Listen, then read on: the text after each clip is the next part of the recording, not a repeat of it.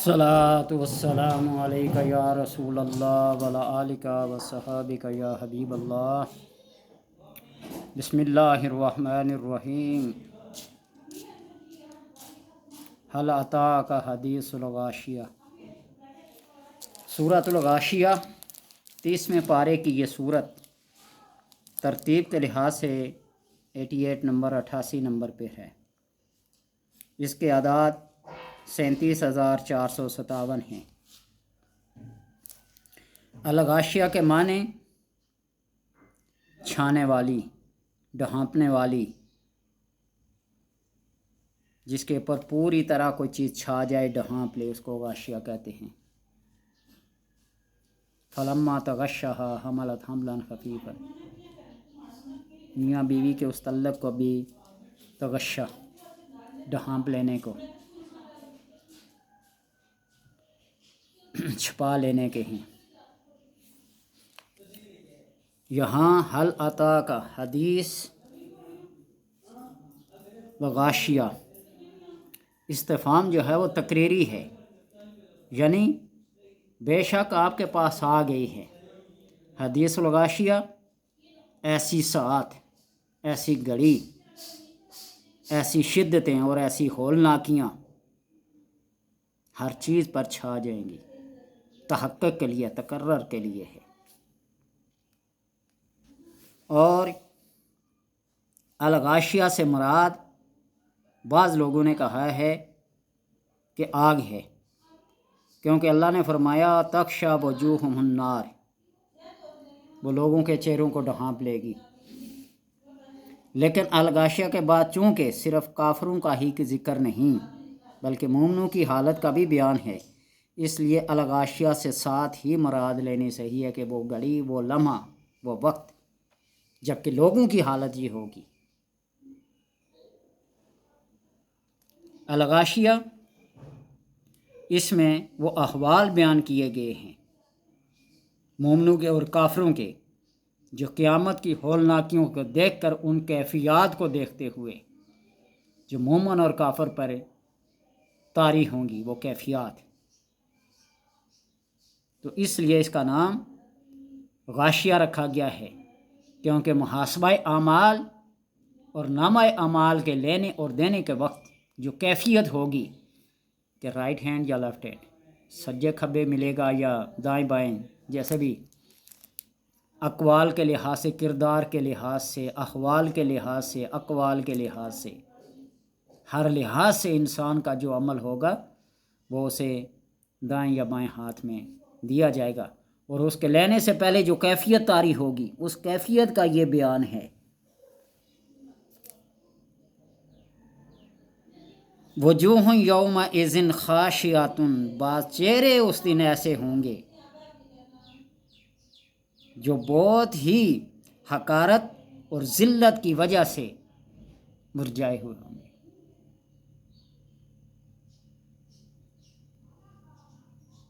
عاملۃ ناصبۃ تصلیٰ نارا حامیہ، مشقت کرنے والے، تھکے ہوئے، وہ گرم آگ میں داخل ہوں گے۔ تسقیٰ من عین آنیہ، ان کو کھولتے ہوئے پانی کے چشمے سے پلایا جائے گا، ابلتے ہوئے پانی کے چشمے ہوں گے، ان سے پلایا جائے گا۔ جس طرح کسی برتن میں پانی کو ابال دیں، انہیں چشمے ایسے ابل رہے ہوں گے۔ ہمارے گاؤں میں بھی ایک نزدیک ہے نا تتا پانی، پانی کا چشمہ ابل رہا ہے، لوگ تجربے کے لیے اس میں چاول باندھ کے، انڈے باندھ کے پھینکتے، وہ پک کے باہر آتے ہیں۔ ہاں، بعض لوگوں کی سنی سنائی باتیں ہوتی ہیں، لیکن ہمارے دیکھے ہوئے حالات اور واقعات ہیں۔ میری ایک ممانی بھی، اللہ ان کو جنت الفردوس اعلیٰ، وہاں اولاد کے حصول کے لیے کہتے تھے نا غسل کیا جاتا ہے، جن بھوت پریت اسیب وغیرہ، تو ایک پھٹے پہ غسل کر رہی تھی اور گری اور چشمے کے اندر چلی گئی، وہیں جل کے ہڈی گوشت علیحدہ ہو گیا۔ لوگوں نے تو سنی سنائی باتیں دیکھی نہیں، ہمارے ننیال کا یہ واقعہ ہے۔ تو اس لیے وہاں بھی چشمے ابلتے ہوئے ہوں گے، ان سے ان کو پلایا جائے گا۔ لیس لہم طعام الا من ضرین، ان کے لیے ایسا کھانا ہوگا کہ نہ ان کی بھوک مٹائے گا نہ اس کی پیاس بجھائے گا، اور کھانا انہی دو چیزوں کی وجہ سے ہوتا ہے، بھوک اور پیاس کو مٹانے کے لیے اور بدن کو موٹا تازہ فروئی کرنے کے لیے، یہ دونوں چیزیں اس کے اندر نہیں ہوگی۔ وجوہ یومئذ ناعمۃ لسعیراۃ فی جنۃ عالیہ، بعض چہرے ایسے ہوں گے نعومت تر و تازہ، لسعیراۃ اللہ کی اطاعت میں دنیا میں رہ کر جو انہوں نے کوششیں کی ہوں گی، جو انہوں نے سعی کی ہوگی اللہ کی رضا کی خاطر، وہ اس کا صلہ پائیں گے۔ لا تسمعوا فیہا لاغیہ، اس میں کوئی بیہودہ بات نہیں سنیں گے وہ۔ فیہا عین جاریہ، اس میں چشمے وہ جاری ہوں گے۔ فیہا سرر مرفوعہ، اور بلند و بالا ان کے تخت ہوں گے۔ وَأَكْوَابٌ مَوْضُوعَةٌ، اور کوزے چشموں کے کناروں پر پانی پینے کے لیے رکھے ہوں گے۔ وَنَمَارِقُ مَصْفُوفَةٌ، اور پہلو ترتیب وار چنے ہوئے تکیے رکھے ہوں گے۔ وَزَرَابِيُّ مَبْثُوثَةٌ، اور عمدہ لمبے چوڑے بچھے ہوئے فرش۔ آگے اللہ نے اپنی قدرت کی نشانی، افلا ینظرون الی الابل کیف خلقت والی السماء کیف رفعت والی الارض کیف سطحت واذا الارض کیف سطحت کیف سطحت، زمین کو کیسا بچھا دیا، پہاڑوں کو کیسی ترتیب کے ساتھ چنی، آسمان کو کتنا بلند و بالا کر دیا، اونٹوں کو کیسے پیدا کیا۔ یہ ساری اللہ تبارک و تعالیٰ کی انما انت مذکر لست علیہم بمسیطر، نبی صلی اللہ علیہ وسلم آپ ان کی یاد، ان کی تذکیر کے لیے کوئی نگہبان یا چوکیدار بنا کے آپ کو نہیں بھیجا ہے، آپ صرف ان کو یاد دلا دیں، اللہ کی یاد دلا دیں، جو پا گیا، جو کھو گیا، جانے دیں۔ بہرحال سورہ الغاشیہ، یہاں تفسیری نکات بیان کرنا میرا مطلب نہیں ہوتا، مقصد نہیں، وہ انشاءاللہ پھر کبھی زندگی رہی تو چلتا رہے گا یہ سلسلہ قرآن و حدیث کا۔ اگر کوئی شخص سورہ غاشیہ کو لکھے، اس کا نقش بنائے، اور جس شخص کو ہچکی بہت زیادہ لگتی ہو، یہ ایک ایسی بیماری ہے جس سے بڑے بڑے پریشان ہو جاتے ہیں، ہچکی والے مریض کے گلے میں لکھ کر اس نقش کو لٹکا دیا جائے، ہچکی ختم ہو جاتی ہے، فوراً ختم ہوتی ہے۔ ہچکی کے لیے بہت سارے طبی ٹوٹکے ہیں، بہت ساری ایسی باتیں ہیں جو انسان کو فی الفور کہہ دی جائے، اس کے ذہن کے خیال کو منتشر کرنے کے لیے، کوئی دکھ غم تکلیف خوشی کی کیفیات کو تبدیل کرنے کے لیے الفاظ بولے جاتے ہیں، بے شمار کوئی کھانے پینے کی چیزیں ہیں، لیکن ہر بندے کی کیفیت اپنی اپنی ہوتی ہے، اور یہ ایسا ایک نسخہ ہے، اس کو کر کے آزمائیے، ہچکی فی الفور ختم ہو جاتی ہے۔ اور اگر کوئی شخص کسی کھانے پینے کی چیز پر یہ دم کر کے، کیونکہ اس میں کھانے پینے کی چیزوں کا بھی ذکر ہے نا، کفروں اور مومنوں کے دونوں کی کھانے پینے کی نعمتوں کا اور مصیبتوں کا ذکر ہے، تو ایسے کھانے پہ جس کے کھانے سے یہ اندازہ ہو جائے، یہ خیال پیدا ہو جائے کہ کہیں کسی نے زہر نہ ملایا ہو، کہیں مضر قسم کی چیزیں نہ ہوں، صحت کے اوپر برے اثرات نہ ڈالیں، تو یہ پڑھ کر کھا دیا جائے، بے شک جیسا بھی ہو، اس کے جسم کو، اس کے خیال کو، اس کے یقین کو، اس کے شک کو کبھی کوئی نقصان نہیں پہنچے گا۔ اور ویسے بھی نبی اکرم صلی اللہ علیہ وسلم کا فرمان عالی شان، بسم اللہ الذی لا یضر مع اسمہ شیء فی الارض ولا فی السماء وہو السمیع العلیم پڑھ کر کھانے پہ کھا لیا جائے، زہر بھی پھانک لیں تو کچھ نہیں ہوگا۔ پوچھ لیں 2 عمروں سے، حضرت عمر بن عبدالعزیز رضی اللہ تعالیٰ عنہ، اور ان سے پہلے حضرت عمر بن خطاب رضی اللہ تعالیٰ عنہ سے، جنہوں نے یہ پڑھ کر زہر کی شیشوں کو پھانک لیا تھا، کچھ بھی نہیں ہوا۔ اللہ نے جو وقت، جو سبب موت کا لکھا ہوا ہے، اسی سبب سے آئے گی اور اسی دن آئے گی۔ لا یستأخرون ساعۃ ولا یستقدمون، 1 سیکنڈ نہ آگے ہوگی نہ پیچھے ہوگی۔ پانی پینے سے موت واقع ہو، ہزاروں من پانی پی لیں کچھ نہیں ہوگا، لیکن جس گھونٹ سے، جس چشمے کا پانی، جس کنویں کا پانی لکھنے موت لکھی ہوگی، سبب سے اسی سے ہوگا۔ روڈ ایکسیڈنٹ میں موت لکھی ہے وہیں ہوگا، گھر بیٹھے بستر پہ کبھی نہیں آئے گی۔ حضرت خالد بن ولید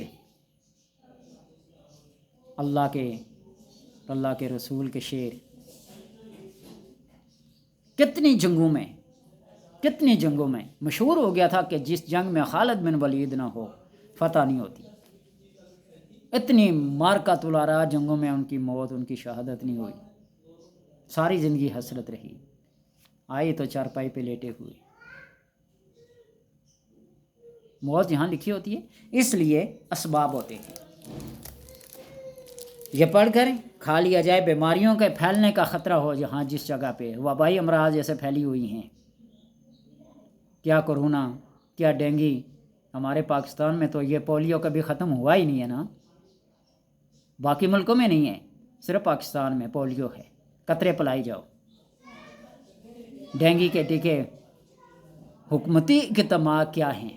زیرو، اور شور آسمان تک، عوام کو تنگ کرنے کے لیے۔ یا میرا ذہن مطمئن نہیں ہے یا پھر کچھ بات ہے۔ حج عمرے پہ جانے والوں کے لیے پولیو کے قطرے کیوں ضروری ہیں؟ 60 سال کا بزرگ ہے، اسے کون سا پولیو لگ جائے گا؟ ٹھیک ہے، وبائی امراض ہوں تو وہاں اس کو پڑھا جائے، وہاں یہ کسی گھر میں کوئی وبائی بیماری ہو لکھ کے سب کو پلایا جائے، لٹکایا جائے، تلاوت کی جائے، اللہ تبارک و تعالی وہاں سے ساری وبائی امراض کو کیا کر دیتا ہے؟ ختم کر دیتا ہے۔ اور اگر کسی شخص کے داڑھ کا درد ہو، پڑھ کر، بہت ساری ایسی قرآن کی آیات ہیں، بہت ساری، سورہ فاتحہ کو پڑھتے ہیں، لِكُلِّ نَبَإٍ مُسْتَقَرٌّ وَسَوْفَ تَعْلَمُونَ کو پڑھتے ہیں، کوئی کسی ایک حرف سے، کوئی کسی ایک جز سے، کوئی کسی لفظ سے، کوئی کسی پوری صورت سے کام لیتا ہے۔ اللہ کا کلام ہے، جو جس نے محنت کی ہے اسی طریقے سے اس کو اس کا پھل ملے گا۔ سورہ غاشیہ